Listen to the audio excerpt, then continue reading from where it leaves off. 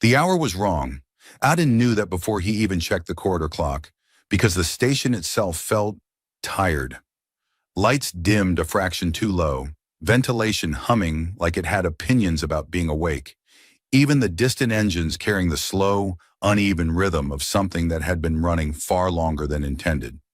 This was not the hour for official summons. This was the hour for mistakes. He walked anyway. The diplomatic wing stretched ahead in polished silence, reflective surfaces catching fragments of starlight from the massive viewport at the far end. Somewhere out there, fleets were moving, carefully, nervously, trying not to start a war that had already been scheduled twice and postponed out of mutual inconvenience. Adan adjusted the sleeve of his uniform, more out of habit than necessity, and reminded himself that being called at an impossible hour by impossible people was, technically, part of his job. He reached the chamber door. It opened before he could knock.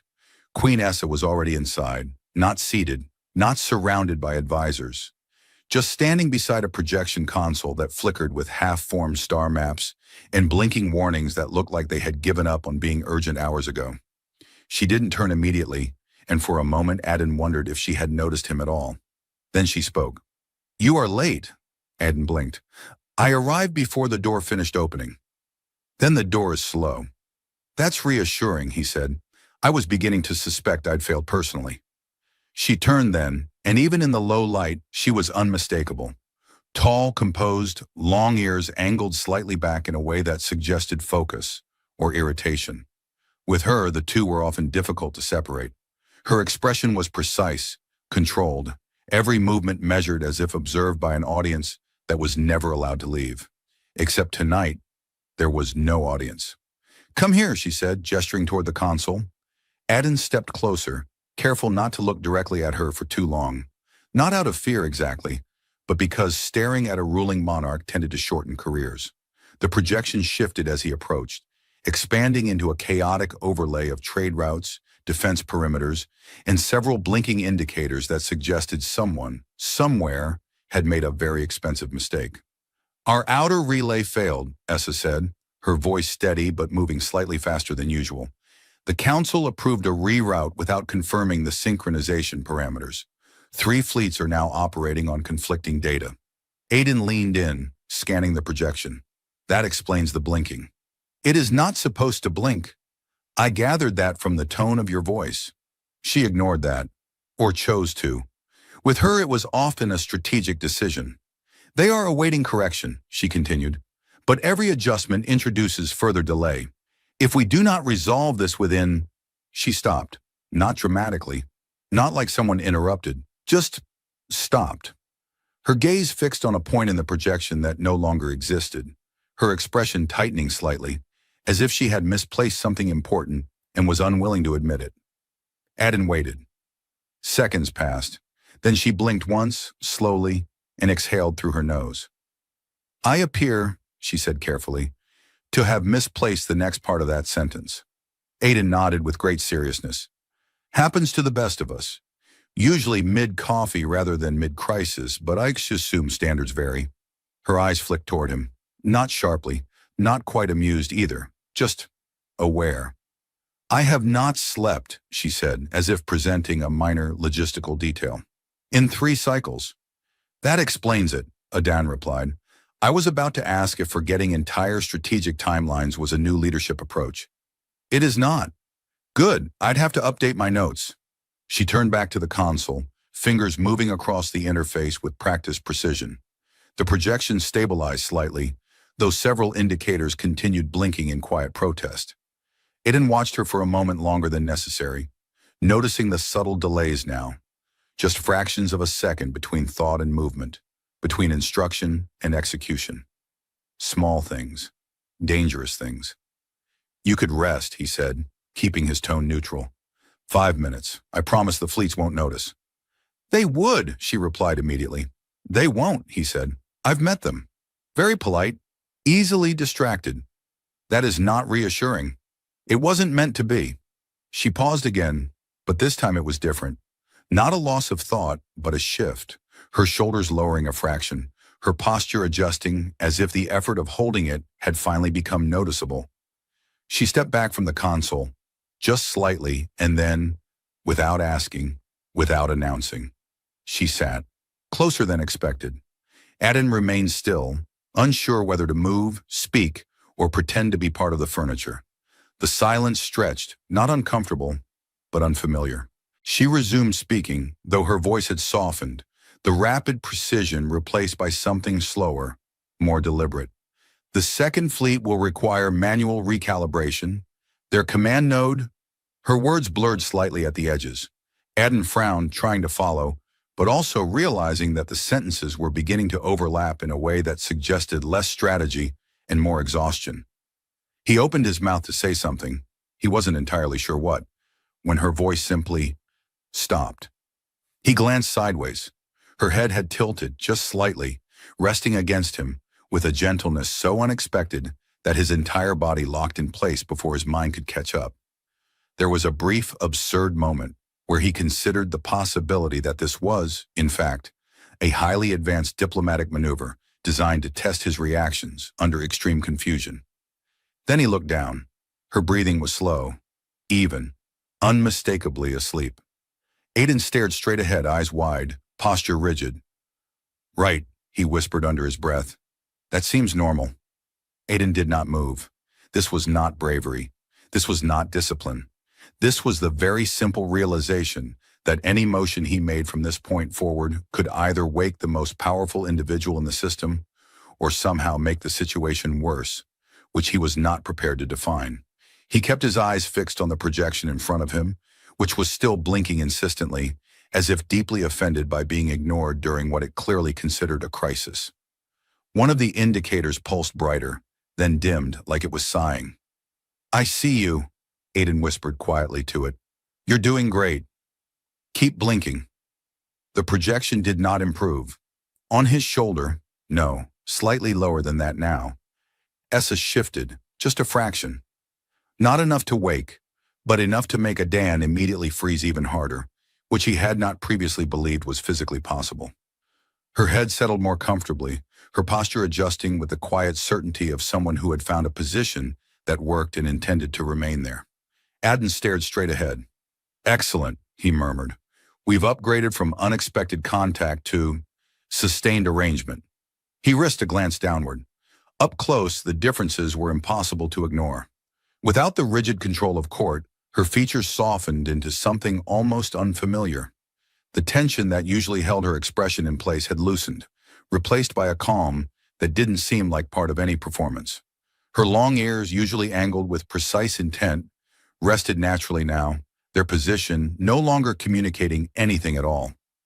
It occurred to him, briefly, that he was probably the only person in the entire system currently witnessing this.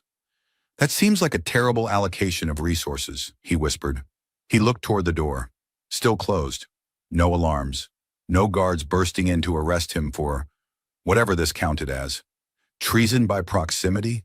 Improper use of royalty? He made a mental note to never ask. The projection flickered again, pulling his attention back. One of the fleet markers had shifted position slightly, its trajectory line bending in a way that suggested it had stopped waiting for instructions and decided to improvise. "Don't do that," Aiden muttered. "Improvisation leads to paperwork." He hesitated. Slowly, very slowly, he reached a hand toward the console, adjusting one of the parameters with the care of someone attempting to diffuse a situation without technically being authorized to do so. The interface responded with a soft chime, which sounded far louder than it should have in the quiet room. Essa did not wake. Adam exhaled carefully. "Good," he said. "We remain undetected." He made another adjustment, then another. The blinking indicators began to stabilize, though not entirely. Enough to buy time, enough to prevent immediate disaster, not enough to fix everything, which felt appropriate given the circumstances. Behind him, the distant hum of the station shifted slightly, a deeper vibration passing through the structure as some massive system recalibrated. It was the kind of sound most people ignored. Adon did not. "Please don't explode," he said quietly. "I am currently occupied." The station did not explode. Encouraged, he allowed himself a fraction more movement, just enough to ease the tension in his shoulders. Immediately, Essa made a small, almost imperceptible sound, something between a breath and a word, and adjusted again, this time closer.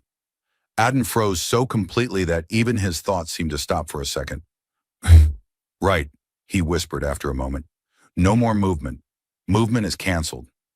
He stared at the projection again, now less chaotic than before. The fleets were holding position, their conflicting data streams no longer actively fighting each other. Temporary stability, the kind that tended to last just long enough for someone important to notice it had been achieved without their input. He wondered how he was going to explain this. He wondered if he was going to explain this. He wondered if pretending nothing had happened was, in fact, the safest course of action for everyone involved. That seems likely, he decided quietly. Time passed. He wasn't sure how much. Minutes, maybe longer. The station's artificial night cycle dimmed further, the lights lowering to a softer glow that painted everything in muted tones. Outside the viewport, distant ships drifted like slow-moving stars, their engines leaving faint trails that curved gently across the void. Inside, nothing changed. Essa remained asleep, her breathing steady, her presence no longer imposing, but simply there. Adan became aware of the rhythm of it, the quiet consistency that filled the space where tension had been. It was oddly calming. He shifted his gaze again, careful not to move anything else, studying the details he had never been close enough to notice before. The faint line of concentration that usually marked her brow was gone. The subtle tightness around her eyes had softened. Even the way she held her hands, resting loosely now, rather than poised for immediate action, felt different. Less like a queen, more like a person who had simply run out of energy. That seems reasonable, he murmured. 3 days is excessive. He hesitated, then added quieter, You could have just said you were tired. She did not respond. Of course she didn't. The silence stretched again, but it no longer felt uncertain. Just quiet. Aden found himself watching the projection less, listening more, to the steady hum of the station, the distant movement of ships, and the soft, even breathing beside him. He realized with some surprise that he was no longer waiting for something to go wrong, which he decided was almost certainly when something would. Statistically speaking, he whispered, this is the exact moment everything fails. Nothing failed. The projection held steady. The station continued its low, tired hum. The fleets remained in position, their crisis temporarily paused by a technician who was currently unable to stand up. Adan allowed himself the smallest possible shift of his head, just enough to glance down once more. Still asleep, still entirely unaware of the situation she had created. He looked back at the projection, then at the door, then straight ahead again. I am going to be here for a while, he concluded softly, and for reasons he couldn't quite explain, he didn't mind as much as he thought he would.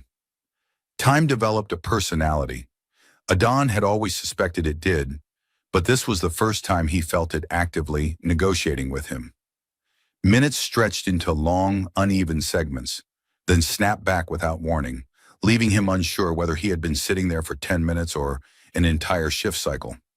He did not move. He had at some point stopped considering movement as an option. Movement belonged to a different version of himself, one who had not become, quite unexpectedly, a structural component of royal comfort. New designation, he whispered faintly. Load-bearing technician. The projection in front of him flickered in mild disagreement.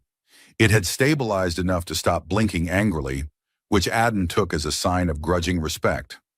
Fleet markers hovered in their assigned positions, each one representing a commander somewhere far away, likely complaining about delays, confusion, and the mysterious absence of further instructions. Take a break, Aden murmured. I highly recommend it.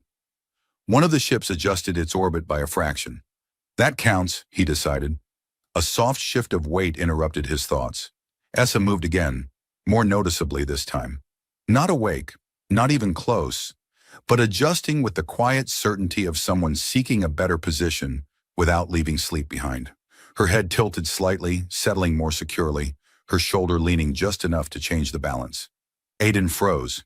He had not realized he could become more still than he already was, but his body found a way. every muscle locked with the precision of a system entering emergency stasis. Right, he breathed. We are now in advanced configuration. He waited. Her breathing remained slow, even, unchanged. He exhaled carefully, releasing tension in microscopic increments, like a man attempting to lower a fragile object onto a surface that may or may not exist. This is fine, he whispered. This is completely fine. There are entire training programs that do not cover this. The station responded with a distant hum, deeper this time, as if acknowledging the statement and choosing not to comment. Adan shifted his gaze toward the viewport. Outside, space continued as it always did. Vast, indifferent, quietly beautiful in a way that did not require permission. The nearby fleets formed subtle constellations of their own, their lights blinking in coded sequences that translated into orders, confirmations, questions no one here was currently answering. He considered that. Then he looked down. No, he said quietly. We are not waking her for fleet inquiries. A faint warmth had settled where she leaned against him, not uncomfortable, just present. He became aware of it slowly, the way one notices background noise only after it stops. It wasn't something he had expected to focus on, and yet now it felt impossible to ignore. He cleared his throat very softly. This is still happening, he confirmed to no one in particular. The projection chimed faintly. Adam glanced back at it. A new notification had appeared. Priority flagged, which was unfortunate timing for everyone involved. He leaned slightly forward, careful to keep the rest of himself perfectly still, and scanned the incoming data. A communication request. Of course it was. Denied, he whispered immediately. We are unavailable. The console did not accept verbal denial. The request blinked again, more insistently this time. Adan stared at it. You're very determined, he muttered. I respect that. I will still ignore you. He reached out slowly and adjusted the interface to delay the request. Not reject, never reject. That would create questions. Delay was safer. Delay suggested ongoing, important work. Delay suggested competence. The notification dimmed, reluctantly. There we go, he said. Professional avoidance. Behind him, or rather, against him, Essa made a small sound, something indistinct, barely more than a breath shaped into the edge of a word. It wasn't speech. It wasn't conscious, but it carried just enough intent to make Adan pause completely. He waited. She shifted again, just slightly, her hand relaxing where it rested, her posture settling deeper into stillness. Aiden did not breathe for a full second. We are not escalating, he whispered. No further adjustments. Silence returned, steady and uninterrupted. He became aware gradually that the tension he had been holding since the moment she leaned against him had begun to change. Not disappear, never that, but shift into something quieter, less sharp, less urgent. He was still very aware of the situation, extremely aware, but it no longer felt like a problem waiting to happen. It felt like something that had already happened and was simply continuing. That seems acceptable, he admitted softly.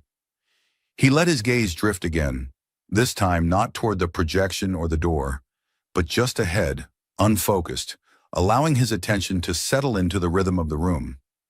The station's hum, the distant, slow movement of ships, the soft, steady breathing beside him. For the first time since entering the chamber, Adan stopped anticipating interruption, stopped waiting for alarms, for doors opening, for consequences arriving in uniform. Nothing came. He shifted his thoughts instead, briefly considering the implications of what would happen when she woke. That thought lasted exactly 2 seconds before he dismissed it entirely. No, he said quietly. That is a future problem. The present problem was simpler. He was here. She was asleep, and somehow the system had not collapsed. He glanced once more at the projection. Stable. At the door. Closed. Then down just briefly. Still asleep. Aiden nodded faintly, as if confirming a set of parameters. All right, he murmured. We maintain current conditions. And with a strange sense of certainty he could not quite explain, he did exactly that. Something changed, Eden did not notice it immediately, which was perhaps the most concerning part. The room looked the same, sounded the same, the projection still humming along with quiet obedience. The fleets remained where he had left them, calm, cooperative, suspiciously well-behaved. And yet, he felt it before he saw it, a slight shift in weight, not the unconscious adjustment he had grown used to, but something more deliberate, subtle, controlled. He stopped breathing. Slowly, very slowly, he turned his eyes downward. Essa's posture had changed, not dramatically. Anyone walking into the room might not even notice. But Adan did. The angle of her head was different now, less relaxed, more aligned. Her hand, which had rested loosely before, had curled slightly, fingers drawing inward with faint intention. Awake, or at least, not entirely asleep. Adan immediately looked straight ahead again. "We remain calm," he whispered to himself. "We have done nothing wrong, technically." Silence stretched. Then, without warning, she inhaled, not the slow, even rhythm of sleep. A deeper breath, sharper, a return. Aiden braced. He expected movement, distance, a swift correction of the situation, perhaps followed by a formal acknowledgement that this entire event had never occurred. Instead, nothing. Seconds passed. Then her voice, low and steady, though still softened at the edges, broke the silence. "You did not move." Aiden blinked once. Carefully he replied, "I considered it." A pause. Briefly, another pause. Then very slowly, Essa straightened. The motion was controlled, deliberate, the kind of movement that restored distance without acknowledging why it had ever been lost. She sat upright, adjusting her posture with precise efficiency, smoothing the invisible lines of her composure back into place. Adan kept his gaze forward, resisting the overwhelming urge to check whether he was still alive. "I assume," she said after a moment, "that the system has not collapsed." "It made an attempt," Adan replied. "I discouraged it." A faint shift beside him. Not quite a reaction, but close. He risked a glance. She was looking at the projection now, her expression fully restored, sharp, focused, entirely in control. If not for the quiet stillness lingering in the room, one might assume nothing unusual had occurred. Her long ears angled slightly forward as she studied the data.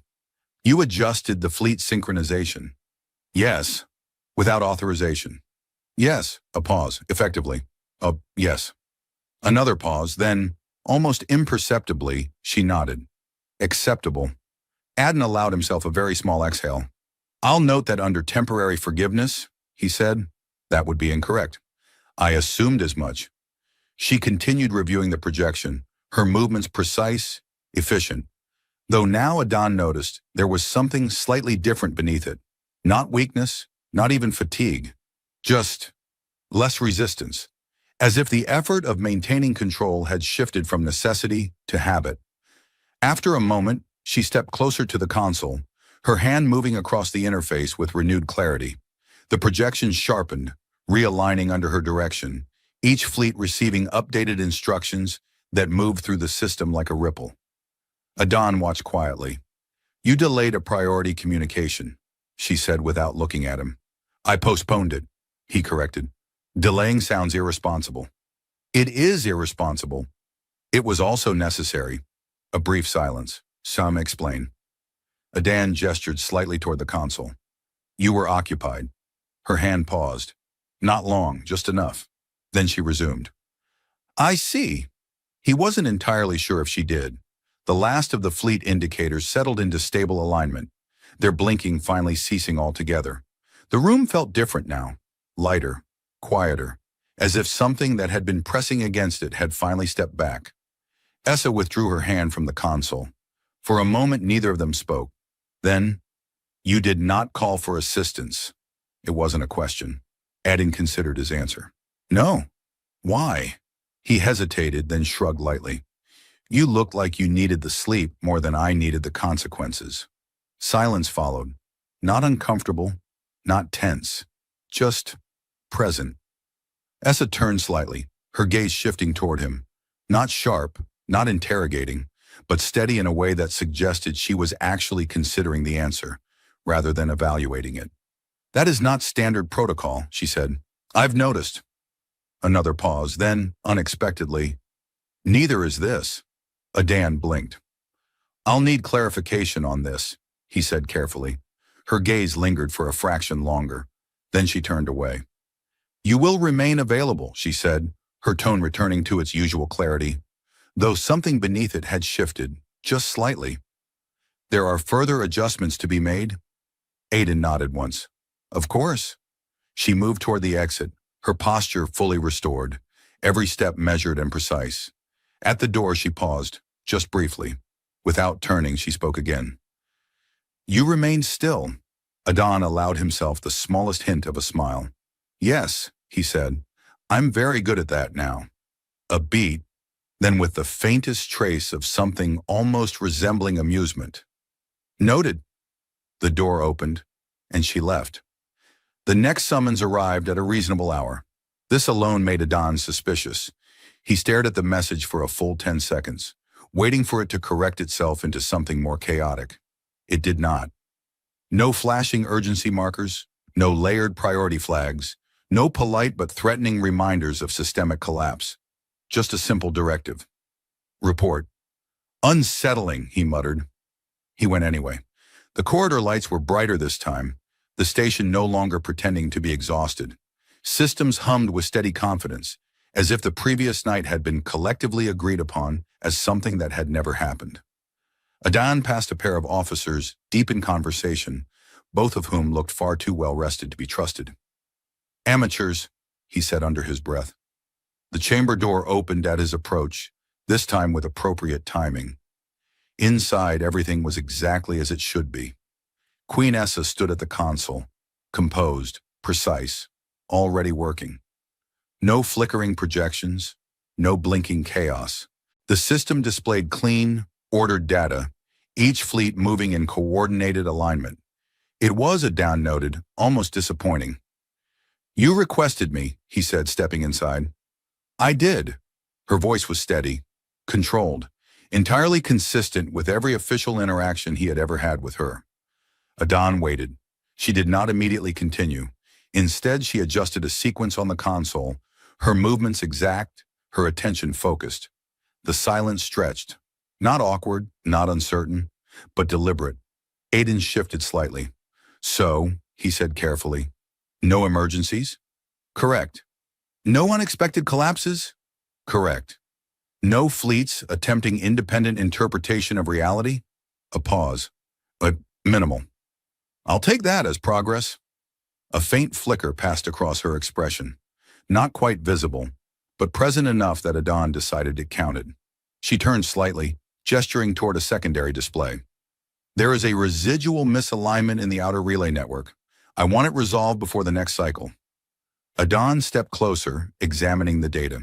The issue was minor, complex enough to require attention, but nowhere near the catastrophic scale of the previous situation. You could have assigned this to anyone, he said. I did not. He glanced at her. She was watching the projection again, not him. Of course, he said, because I have demonstrated exceptional stillness. That is not a recognized qualification. It should be. She ignored that. Aiden allowed himself a small smile and began working through the adjustments, his fingers moving across the interface with practiced ease. The system responded smoothly, recalibrating in quiet cooperation. For a while, neither of them spoke. The silence was different now, not empty, not tense, just shared. Aiden noticed it before he fully understood it, the absence of pressure, the lack of constant expectation. It wasn't that she wasn't watching him, he was certain she was, but it felt less like scrutiny and more like presence, which he decided was significantly more dangerous. He cleared his throat lightly. You slept. It wasn't a question, a pause. Yes. Voluntarily. No. That's unfortunate. I hear it's quite popular. She did not respond immediately. Aiden made another adjustment, watching as the relay network stabilized further, the data smoothing into alignment. You have not reported the incident, she said. He glanced up. Which incident? A brief silence. Then, without looking at him, The one that did not occur. Aiden nodded thoughtfully. Ah, that one. You have not reported it. I have not. Why? He leaned back slightly, considering the question with exaggerated seriousness. I reviewed the situation and determined that reporting it would significantly reduce my life expectancy. That is a practical assessment. I try to stay practical. She turned then, just slightly, her gaze settling on him for a moment longer than necessary. Not sharp, not cold, just steady. And yet, she said, you chose not to wake me. Adan met her gaze briefly, then returned his attention to the console. That didn't seem practical at the time either. Another pause. Explain. He hesitated, then shrugged lightly. You were in the middle of explaining something. It felt inefficient to interrupt. That explanation had already failed. I noticed. And yet you remained. Yes. Why? Adan adjusted one final parameter, watching as the last of the relay indicators aligned perfectly. The system settled into quiet stability, its earlier inconsistencies resolved. He tapped the console once softly. Because it worked. Silence. Essa's gaze remained on him. For a moment, Adan considered elaborating, offering a more detailed explanation, something that would make sense within the framework of protocol and logic. He didn't. Instead, he added, also, you looked like you needed it. A longer pause this time. Not uncomfortable, not tense, just quiet. Essa turned back to the console, her posture unchanged, her movements as precise as ever. But there was something different now, something subtle, something that didn't quite fit into the patterns Adan had learned to expect. You will continue to assist with these adjustments, she said. Of course.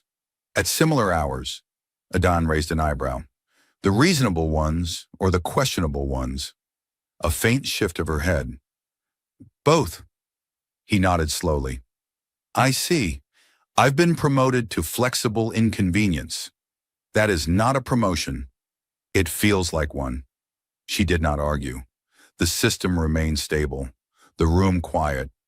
Outside, the fleets moved in perfect coordination, their earlier confusion erased as if it had never existed.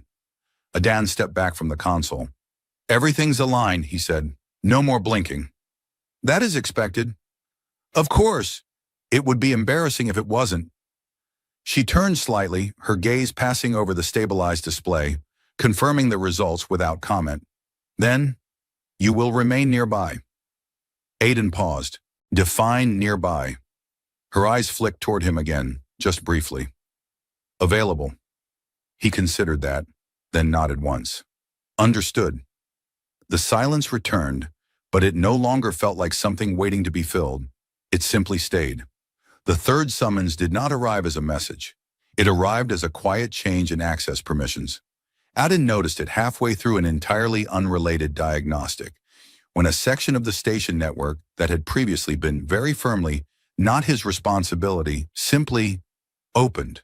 No alert, no formal notice. Just a subtle shift, like a door that had decided it was no longer locked. He stared at the interface. That seems like a mistake, he said. The system disagreed by remaining open. He leaned closer, scanning the authorization trail. The override was clean, precise, and carried a signature he recognized immediately, not because he had seen it often, but because it was the kind of signature that didn't repeat itself. Queen-level access. Adan leaned back slowly. That seems like a deliberate mistake, he corrected. A moment passed. Then he closed the unrelated diagnostic, stood up, and made his way toward the diplomatic wing without waiting for a formal invitation. The corridor was quieter than usual. Not empty, never empty, but subdued, as if the station itself had learned to lower its voice in certain areas. Aiden walked with steady pace, resisting the urge to overthink the situation. He failed. Possible outcomes, he murmured under his breath. 1. I am being given additional responsibility. 2. I am being tested. 3. This is an elaborate method of finding out how quickly I panic. He paused briefly. We are currently at a strong 3. The chamber door opened before he reached it. Of course it did. Inside, Essa stood at the central console again, though the projections were different this time. Not fleets, not trade routes, internal systems, deep ones, the kind that didn't usually appear in standard briefings. You access the override, she said without turning. Aden stepped inside. It accessed me first. That is not how systems function. I'm choosing to interpret it that way for my own comfort. A faint pause, then, approach. He did, his gaze moving across the projection. Layers of station architecture unfolded in complex patterns. Power distribution, environmental controls, structural integrity fields. Beneath them, something else, something quieter. Background processes. Adan frowned slightly. You're running parallel load redistribution. Yes. Across primary systems. Yes. He hesitated. That's, not minor. No. He studied the data more closely, following the flow of adjustments. The system was compensating for something. Not damage, not failure, but strain. Subtle, persistent strain. How long has this been running? He asked. Essa did not answer immediately. 3 cycles, she said at last. Aden blinked. That's not sustainable. I am aware. Then why? He stopped. The answer was already there. He looked at her, really looked this time, past the posture, past the control. It was still all there, perfectly maintained, but now he could see the edges of it, the effort behind it, the constant correction required to keep everything exactly where it needed to be. You're compensating manually, he said quietly. Yes. For 3 cycles. Yes. That seems inefficient. It is necessary. Aden stared at the projection again, then back at her. You could have delegated this. I did. And they required supervision. He let out a slow breath. Of course they did. Silence settled between them, but it was thinner now, stretched over something heavier. Aden stepped closer to the console, his hands hovering briefly before he began adjusting the parameters. Not replacing her work, never that, but easing it, redistributing the load in smaller, more manageable segments. The system responded immediately, its patterns shifting, smoothing. Essa watched. You are altering the structure, she said. Slightly, he replied. Think of it as convincing the system to carry its own weight. It already does. Not efficiently. A pause. Continue. He did. The adjustments were careful, incremental. Each change reduced the strain by fractions, subtle enough not to disrupt the overall balance, but significant enough to matter over time. After a moment, Essa spoke again. You recognize the pattern? Yes. How? Adan shrugged lightly. It looked tired. A faint shift in her posture. That is not a technical assessment. It's a very accurate one. Silence followed, then unexpectedly, is that how you assessed me? Aden's hands paused for a fraction of a second. He did not look at her. Yes, he said. The words settled into the room, quiet and unadorned. No reaction came immediately. The system continued to adjust, the hum of the station steady beneath their conversation. Then, that is not an efficient method of evaluation. It worked. A longer pause. Yes. Adan finished the current sequence, stepping back slightly as the system stabilized further. The underlying strain had not disappeared. It wouldn't, but it had eased, redistributed into something more sustainable. That should hold, he said. For a while. Essa studied the projection, her gaze moving across the adjusted parameters, verifying each change with precise attention. Then she stepped forward. Not to correct, to continue. Her hands moved across the interface, following the path he had set, extending it, refining it. The system responded in quiet cooperation, its earlier tension gradually unwinding. Adan watched.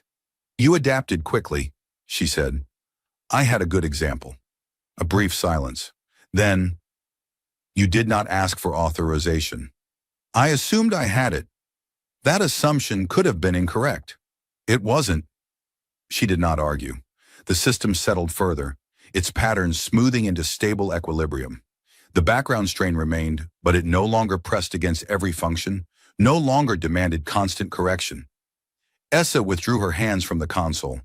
For a moment, neither of them moved. Then she spoke. "You will maintain access." Adan blinked. "That sounds permanent." "It is conditional." "On what?" Her gaze shifted toward him. Steady, measured. "Effectiveness." He nodded once. "Reasonable." A pause, then quieter. "And discretion?" Adan allowed himself a small, almost unnoticeable smile. "I've been very discreet," he said. "Yes." The word carried more weight than it should have. The room fell silent again, but not empty, not uncertain, just understood. After a moment, Adan stepped back from the console. "Anything else?" he asked. Essa considered. Then, "No." He nodded, turning toward the exit. "Then you will remain available." He stopped. "Of course." He glanced back at her. "Of course," he said. The system did not fail. This, Adan decided, was the most suspicious development of all. He stood in the same chamber, at nearly the same hour, watching projections that no longer flickered, no longer protested, no longer behaved like overworked interns attempting rebellion. The fleets moved in precise coordination, their paths clean, their data aligned. The relay networks held steady. The internal systems, once strained, quietly burdened, now distributed their load with something almost resembling grace. It was quiet. Adan frowned at the display. "I don't trust it," he said. Essa did not look up from the console. "That is because you are accustomed to instability. I prefer to think of it as being professionally cautious. You prefer to anticipate failure." "Yes," he said. "It saves time." A faint pause. Noted. Her hands moved across the interface, finalizing adjustments that no longer required urgency. The work had shifted, from crisis management to refinement, from reaction to control. The difference was subtle, but unmistakable. Adan watched her for a moment. "You're delegating more," he said. "Yes." "They're handling it." "Yes." "That seems new." A brief silence. "It is efficient." He tilted his head slightly. "That's not the only reason." Essa's hand paused. Not long, then resumed. "It is sufficient." Adan allowed himself a small smile. "That's not a denial." She ignored that. The projection stabilized completely, the last minor inconsistency resolving into smooth alignment. The system, for the first time since Adan had stepped into this sequence of events, required nothing. He looked at it, then at her. "We fixed it," he said. "Yes. That feels like it should have been harder." "It was." "Fair point." Silence settled between them again, but it was no longer the uncertain kind. It didn't stretch or press. It simply existed, steady and unremarkable. Aiden shifted his weight slightly, no longer concerned with maintaining absolute stillness. The habit lingered, but it no longer defined him. "That first night," he said carefully, "you said nothing about it." Essa did not respond immediately. He continued anyway. "I assumed that meant we were pretending it didn't happen." A pause. "That was an option." "And yet," he said, gesturing lightly around the room, "here we are, with access and fewer blinking emergencies." Another pause. Essa turned then, not fully, but enough to face him without the barrier of the console between them. Her expression was as composed as ever, her posture unchanged, but something in her gaze had shifted, less distant, less guarded. "You remained," she said. It wasn't the first time she had said it. It didn't sound the same. Adan shrugged lightly. "You were asleep. It seemed inefficient to leave." "That is not why." He met her gaze. "No," he admitted. "It's not." The silence that followed was brief, but complete. Then she inclined her head slightly, acknowledging something that did not require the further explanation. "The council has stabilized," she said, her tone returning to its usual clarity. "The relay network is operational. The fleets are aligned." Adan nodded. "And you've slept?" "Yes." "Voluntarily?" A fraction of a pause. "Yes." He smiled faintly. "That's progress. It is efficient." "Of course it is." She studied him for a moment longer. You have adjusted, she said. Adam blinked. To what? This. He considered the question, glancing briefly at the projection, at the room, then back at her. I suppose I have, he said. I no longer expect immediate disaster every 5 minutes. That is an improvement. It's unsettling, he admitted. A faint shift, almost amusement. Adaptation often is. He nodded slowly. I've also learned something else. Essa waited. Adam gestured lightly toward the console, then toward her. Systems don't always fail because they're broken. Sometimes they fail because someone is carrying too much of them alone. The room went very still. Essa's gaze did not change, but something beneath it did. Something quieter, less rigid. That is an observation, she said. It's a practical one. A pause. Yes.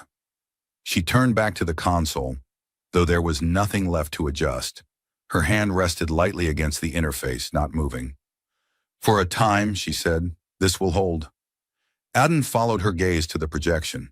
The system remained stable, its patterns smooth, its functions balanced. For a time, he agreed. Another silence.